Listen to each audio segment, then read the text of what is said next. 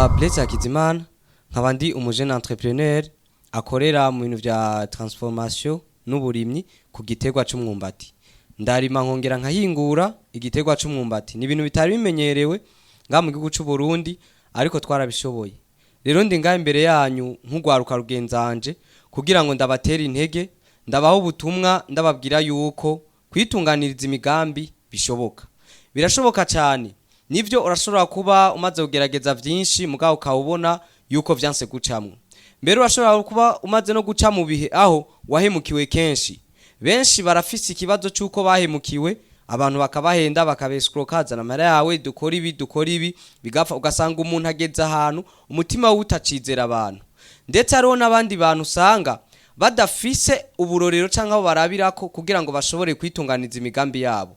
Ariko je nagomba ndakubwire yuko bishoboka. Hari n'abandi bantu bamaze kuruha ku buryo bamaze kubona yuko mu gihugu c'u Burundi atabuzima buhari. Mu gihugu c'u Burundi atabuzima na butoyi atakintu wokora.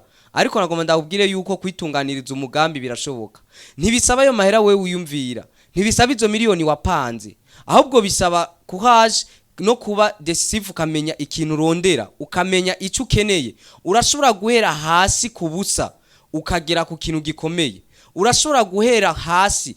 Mvuze hasi nshatse kuvuga iki? Urashobora kuba uri kurarondera umutahe wewe wimvira ukeneye ama miliyoni. Mugabe ivyo bintu ukeneye dufate waharuye ko nk'akarorero ushaka kudandaza inkoko. Ugasanga muri plan d'affaires yawe waharuye inkoko igihumbi. Inkoko igihumbi ziharuye nivyo zizorya waguye miliyoni 15.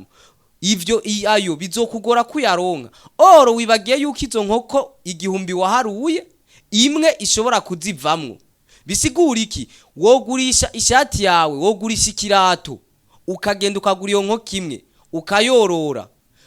Hanihobora n'umuntu abona yuko ufise uwo mugambi akaguterera. Kuko abantu n'abafasha ntibakunda gufasha mu busa, bakunda gufasha mu cyo ufise. Kuko n'Imana iravuga ati tangura nzohezagira ibikorwa vy'amaboko yawe. Hari isifi gusa yuko utangura. Ikindi kintu gwaruka ni mwijukire kuja hamwe mu makoperative, mukorere hamwe. Isorosoro igwira iyigiye. Urashobora gusanga we kugira nk'ibihumbi 200 ari kibazo gikomeye. Mugamwoje hamwe muri 10 muzanye ibihumbi 200 canke 10 ugasanga bya mahera mu yaronse ku munsi umwe. Ikindi naco ni mwige kuziganya. Nkuko nabibabwiye ufise umugambi ukora uba decisive ukavuga ati je ngomba gushika kuri iki. Ico ukora uriga kwiziganiriza kugira ushike kwihangiro ryawe.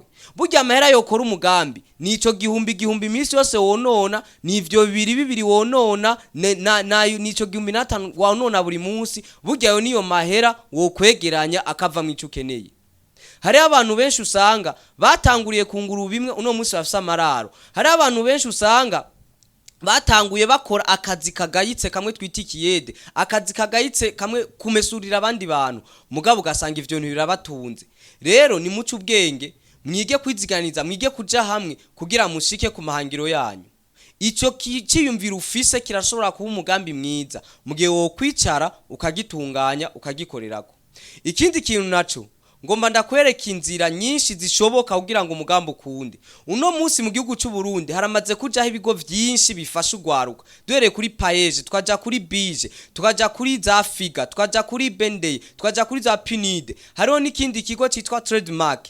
Trademark ni ikigo gihuza ibihugu ngira vya East Africa vyose harimo n'ibitari muri East Africa. Bakorera ngaha aho bita hepfo yo kwandadaye mu nyubako yitwa Old East. Gendayo uvuga ati ugeze muri yo immeuble naha impande yaho bita kwandadaye nabibabwiye. Ubaze nk'umusiti waho tinkeneye aho muri trademark baca bakwere kugenda uvugaye nabo. Nabantu baje ngaha kugira ngo bafashe ugwaruka kwiteza imbere. Mugaba ayo opportunity ntayo muzi canke ntayo mwari muzi, uburenda hakurangiye jewe jayo bazogufasha umutahe, formation ndetse bakugeze kure.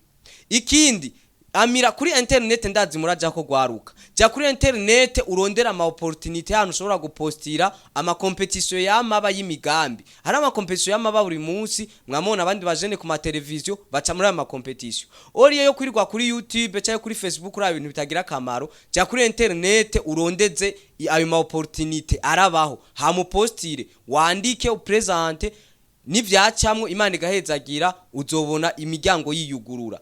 ntiwicare canke ngo wumve ko harengeranye. Umugambi ushobora kuwukora ukiri muto nkuko ushobora kuwukora ushaje, ariko ugukoze ukiri muto ugenda urakura, uragira experience.